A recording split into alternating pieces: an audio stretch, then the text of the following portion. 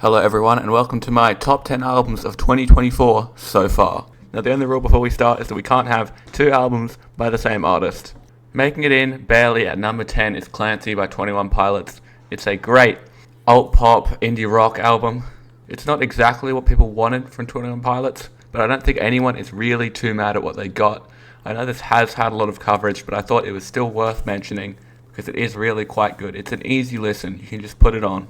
I do have to point out that in the lead up to this album, the first two singles, Overcompensate and Next Semester, were released, which set incredibly high expectations for the album. The rest of it couldn't quite live up to how great these two songs are, but it's still pretty good. And these two are my favourite songs as well as Oldie Station. In ninth place, we have Empathogen by Willow, who is an interesting artist, but definitely very talented. This one didn't get quite as much attention as Clancy, and obviously she isn't as big of an artist, so that's sort of expected. But just because it didn't get as much coverage doesn't mean it isn't just as good. Now, the only critique that a lot of people have for this is that it's too short. Some of these songs don't even clock in at 2 minutes here, which leads to 12 songs, 32 minutes 15 seconds. It's an indie rock, art rock sort of record. Again, pretty easy listening, great vocals. Vocals have always been one of Willow's strong points. Oftentimes they actually carry some of the songs, but that doesn't mean that they aren't good in their own right. So yeah, once again, definitely check this out. It won't take much of your time even if you don't like it, and it's very easy to like, it's very easy listening. You don't have to think too much about it to enjoy it. So my two favourite songs from this are Symptom of Life and Run, but I have to give an honourable mention to Big Feelings because really it is one of her best songs. So make sure you tune in for that one. In 8th place, we have Found Heaven by Conan Gray. And I have to say, when I started listening to this, I wasn't really feeling it, but it's one of those interesting things where the more I listened to it, the more I couldn't get enough of it. It's a synth pop rock sort of thing. A lot of the sounds on this record have been heard before, made before, but it's just done really well. The production quality is really good. The vocals are actually pretty smooth, and all in all, great record. My favourite song on this is Fainted Love. Like the last two, it's easy listening, it's easy to put on, and it doesn't have a super long runtime, so there's not really that much risk in putting this one on. Next up, in spot number 7, do I really have to say much? It's Brat by Charlie XCX. This one actually did get a lot of coverage as well, especially on music reviewing sites. It's an electro-pop EDM sort of record, and I have to admit, it's not for everyone. But it's the sort of record where if you like the first song, you're gonna like the rest of them. There were a lot of people talking about this, saying it's really good. I believe on a lot of music reviewing sites, people say this is one of the best albums this year so far. So it's kind of fitting that it makes this list, but it's not quite as high as most people would put it. It's not quite as easy to listen to as the last few records, but it's definitely worth a try, especially if you like Charlie or if you like electropop or EDM music. My favourite song on this is Sympathy is a Knife, and the only the only problem that I have with this record is the stupid capitalization of all the songs. They're capitalized like sentences, not names, but that's alright. I think I can get past that. Coming in at number 6, we have Hit Me Hard and Soft by Billie Eilish, and in a year dominated by subpar pop releases from Taylor Swift, Ariana Grande, Camila Cabello recently, this is what we needed. It's a great alt-pop record. It features a lot of her signature soft voice, but also some surprisingly loud vocals. It's a great alt-pop record. Again, pretty easy to put on, although occasionally it does get drowned out by other sounds. Also, shout out to Phineas, great production value. Say what you will about fashion sense, but Billie Eilish definitely knows how to make a good album. She didn't actually release any singles for this before the album came out, and I think that was a good idea, because having the album as one full experience turned out great. And my two favourite songs from the album are Chihiro and The Greatest, and I really hope I'm saying Chihiro right. Oh, by the way, Billie Eilish, this album made me write my reviews on time on Album of the Year, and that is seriously impressive because I usually have to wait 4 or 5 days before I do them all in one go. In 5th place, we have There's Nothing New by Many Tiny Boxes, and I've got to admit, she lied. There's 7 new songs here. Sorry. I'm going to go out on a limb here and say this, you will not like this. This is not a sonically pleasing experience. This is experimental music, and experimental is definitely the right word to describe this. You can't really call this music. What I found about experimental is that you have to take it as an art piece. This album is terrifying.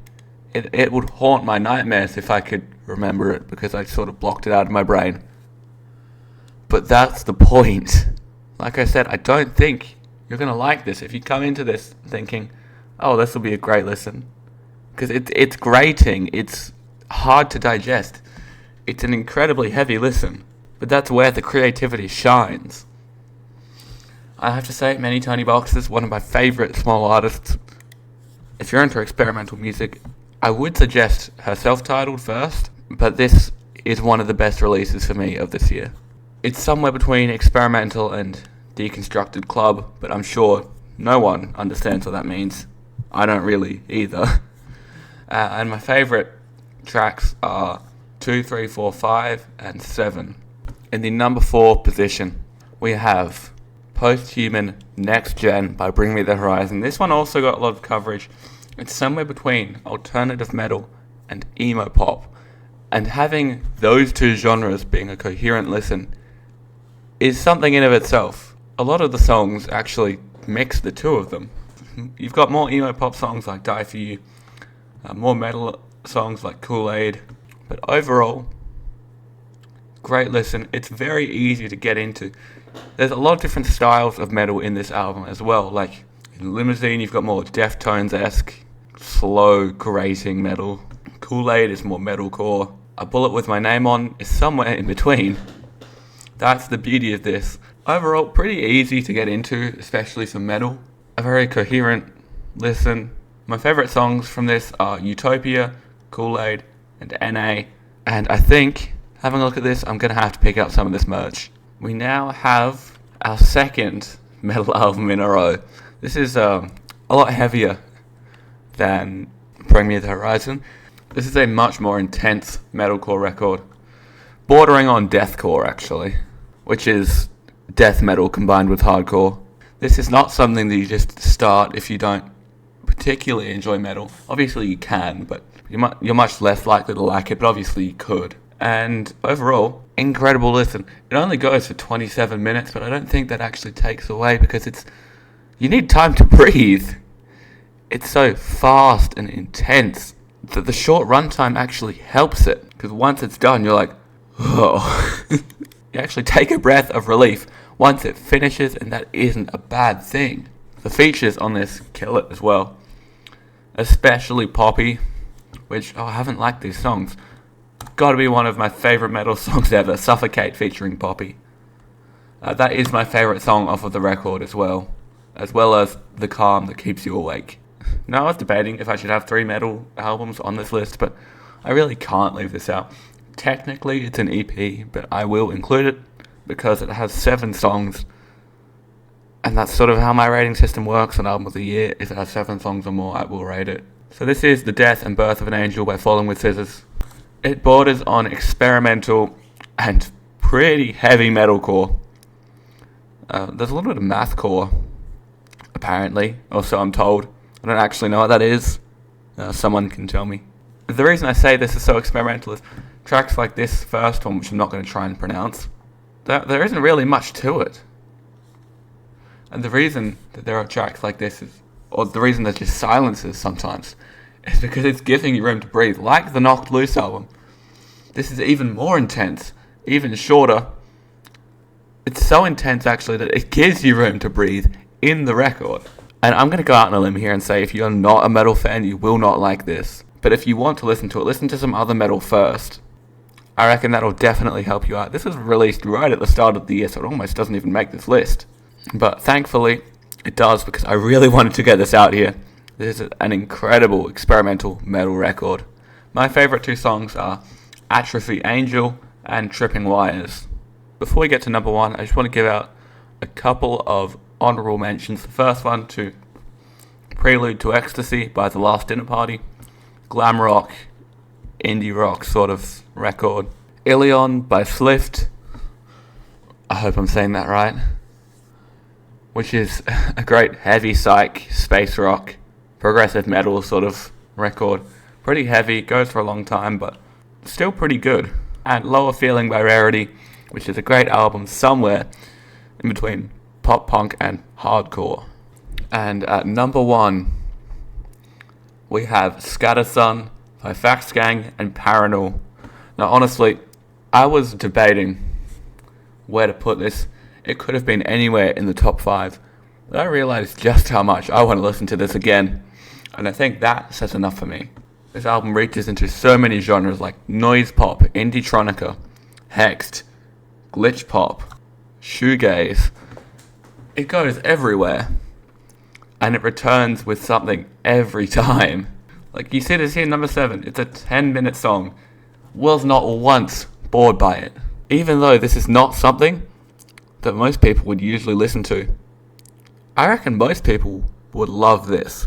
Also, can we talk about this album cover? This is awesome. Why is it such low resolution? Oh well. Either way, they both did a great job on this. And this has really got me thinking I've got to listen to more Paranol and maybe check out Fax Gang. Anyway, that pretty much wraps up this video. So let me know if you want to see more of this stuff, because I definitely have more of this stuff. And I hope you have a good day.